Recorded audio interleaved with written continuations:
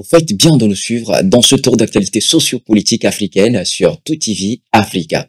Le Nigeria organise les 20 et 21 juin 2025 à Abuja son tout premier sommet économique régional en dehors du cadre de la CEDEAO.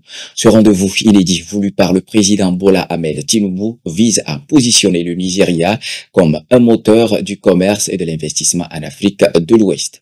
Chefs d'État, ministres, dirigeants d'entreprises et institutions de développement sont attendus avec une attention particulière portée à la participation du Burkina Faso, du Mali et du Niger, pays membres de l'Alliance des États du Sahel en rupture avec la CEDEAO. Il s'agit d'un geste d'ouverture à quelques jours de la fin du mandat de Tinubu à la tête de la conférence des chefs d'État de l'organisation régionale. Aligné sur les objectifs de la zone de libre-échange continentale africaine ZLECAf, le sommet veut établir un hub économique africain novateur accueillant une centaine de PME et start-up. Abuja ambitionne de créer une plateforme originale d'inspiration africaine loin des modèles occidentaux. La table ronde présidentielle et le forum des chefs d'entreprise marqueront les temps forts de ce sommet aux enjeux diplomatiques et économiques majeurs.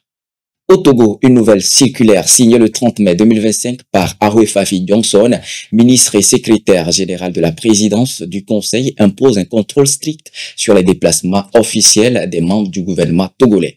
Toute demande de mission de sortie du territoire ou de renouvellement de passeport de service devra désormais recevoir l'approbation du président du Conseil, Faure Gnassingbé. Cette mesure découle de l'article 50 de la nouvelle constitution du 6 mai 2024 qui renforce les prérogatives du président du Conseil dans le cadre du passage à un régime parlementaire. Les présidents d'institutions, ministres d'État, ministres et délégués sont concernés par la dite circulaire. Officiellement, il s'agit d'un encadrement administratif visant à garantir une meilleure coordination des actions à l'international. D'autres sources indiquent que cette centralisation redéfinit les rapports d'autorité et témoigne d'un renforcement du pouvoir exécutif entre les mains de Faure Gnassingbé, désormais chef de l'exécutif.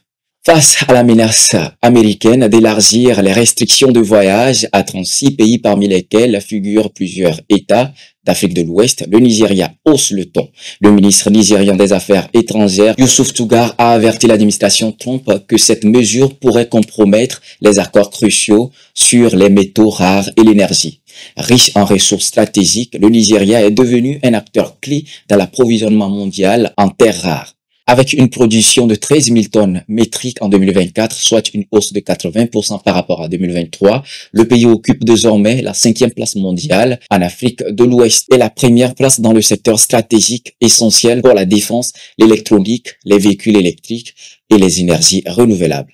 Alors que Washington a déjà interdit l'entrée aux ressortissants de 12 pays début juin, une note interne dévoile une possible extension à 36 États supplémentaires si ceci ne se satisfait pas à des critères stricts, notamment en matière de documentation et de sécurité migratoire. Le Nigeria, fer de lance économique de l'Afrique de l'Ouest, avertit l'administration Trump qu'une rupture diplomatique pourrait entraîner de lourdes conséquences géostratégiques, notamment sur l'accès des États-Unis aux ressources minières du continent. Toujours au Nigeria, 3 semaines après les pluies dévastatrices qui ont frappé la ville de Mokwa, dans le centre du pays, le bilan humain continue de s'alourdir. Selon les autorités locales, plus de 700 personnes sont toujours portées disparues, tandis que 207 corps ont été retrouvés à ce jour. Le drame s'est produit fin mai à la suite des pluies torrentielles qui ont provoqué une pluie éclair dans cette localité située à environ 300 km à l'est d'Abuja, la capitale nigérienne.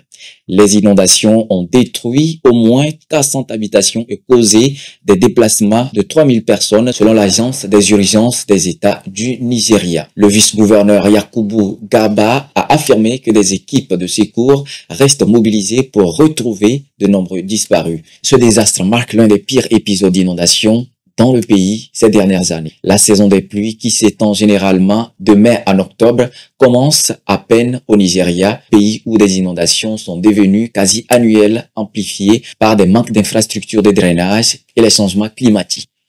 Ainsi se referme cette édition de Gatigo. Merci d'être resté avec nous. Nous sommes en continu sur nos différentes plateformes et sur notre site d'information www.toutafrica.com.